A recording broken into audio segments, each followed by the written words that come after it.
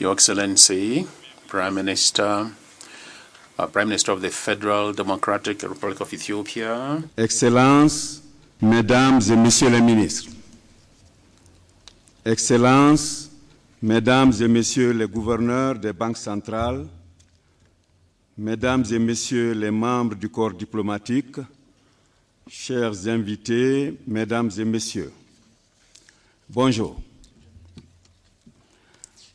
Nous avons l'insigne honneur de vous accueillir à la 5e réunion annuelle conjointe de la Conférence des ministres de l'économie et des finances de l'Union africaine et de la Conférence des ministres africains de la planification et développement économique de la Commission économique pour l'Afrique. Comme indiqué dans la plupart des documents qui nous ont été soumis par le secrétariat, les nouvelles pour l'Afrique sont généralement bonnes. En effet, l'Afrique a su et pu résister aux pires effets de la crise économique et financière.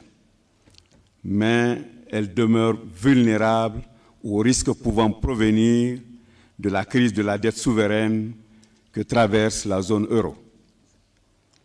C'est pour toutes ces raisons que nous voudrions saisir cette occasion pour adresser nos vives félicitations au secrétariat pour avoir choisi le thème « Libérer le potentiel de l'Afrique en tant que nouveau pôle de croissance mondiale ».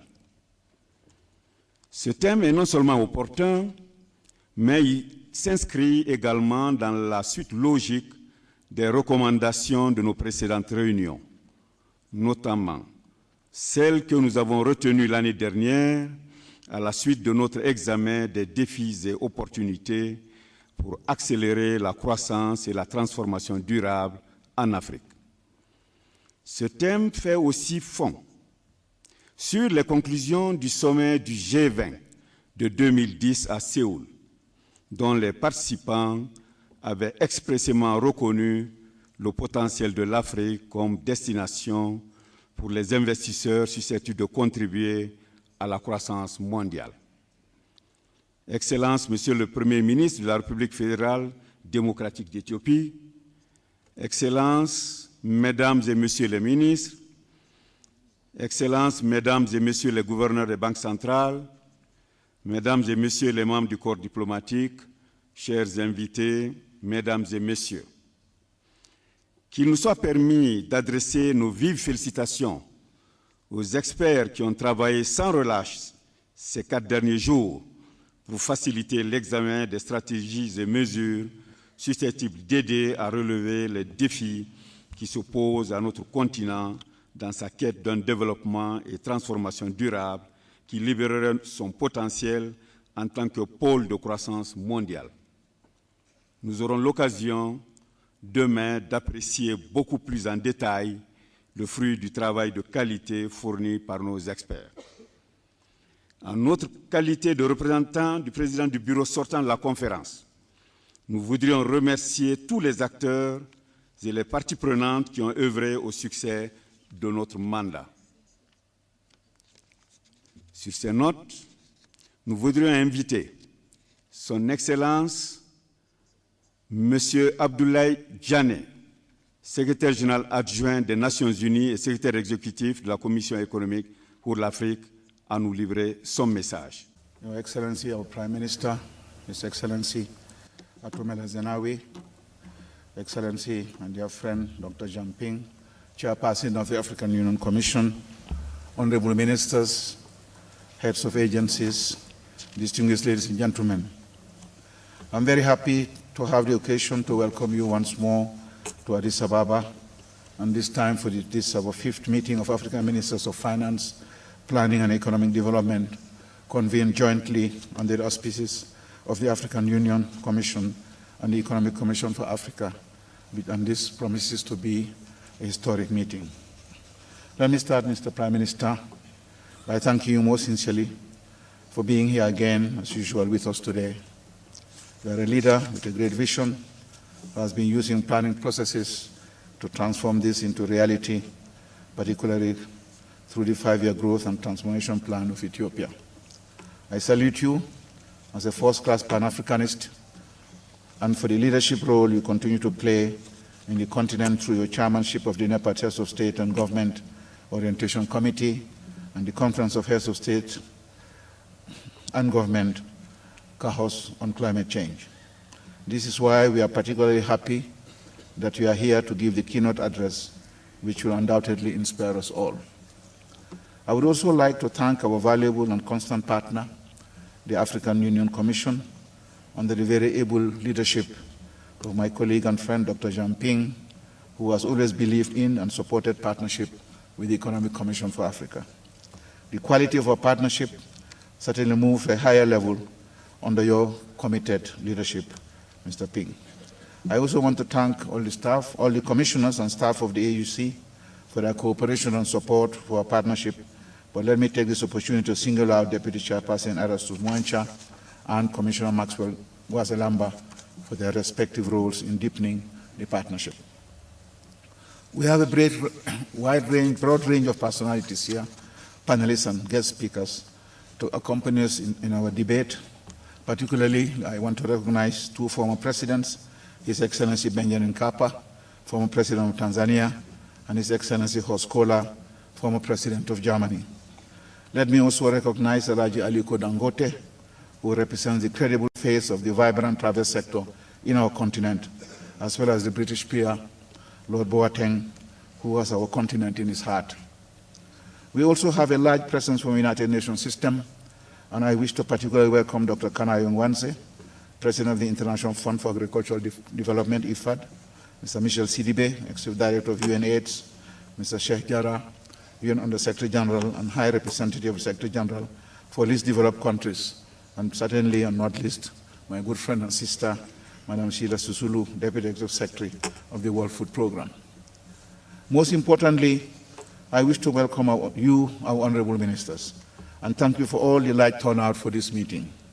This is a positive response to the decision adopted by the heads of state and government at their summit in Kampala in 2010 that underscored the importance of this forum and due no doubt also to our interest in the theme and sub-themes.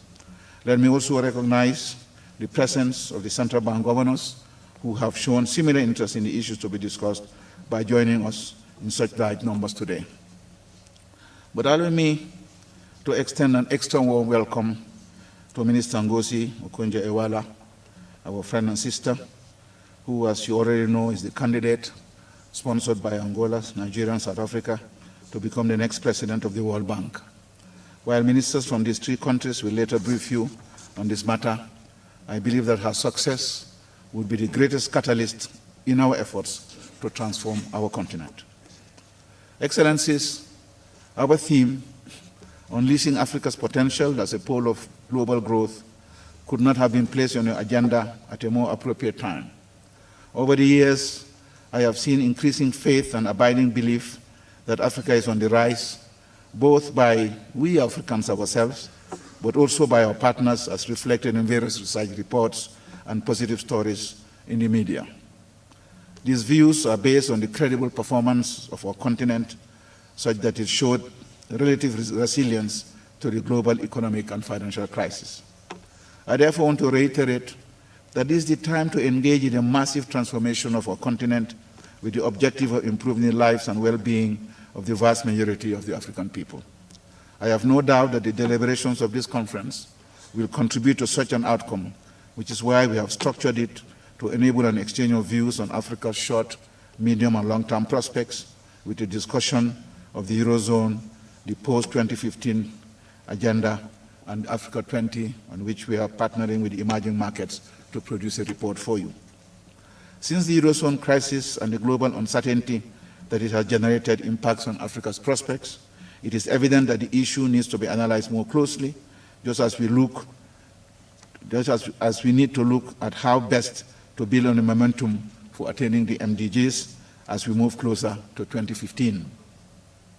We must pay attention to these matters so that they can contribute to our vision for Africa by the year 2050.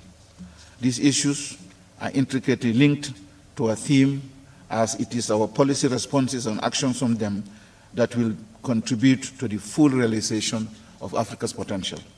Against this background, I wish to highlight a few things that I believe we need to continue to pay attention in order to transform our continent meaningfully.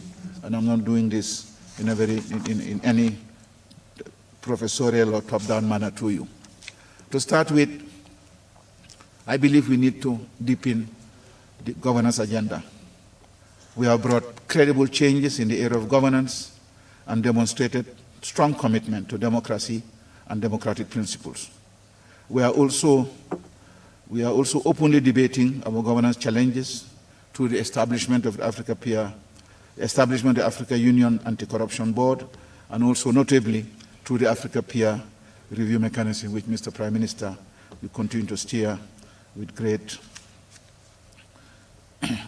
that we continue to steer with great efficiency and effectiveness.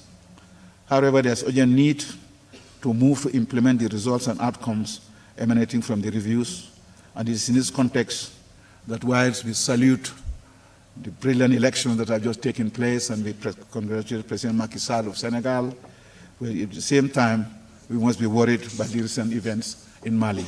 And we hope that it would not take time, it would not be delayed for this great African country to return to the democratic dispensation. Going forward, Africa must also continue to harness its resources with which it is deeply endowed for growth and development.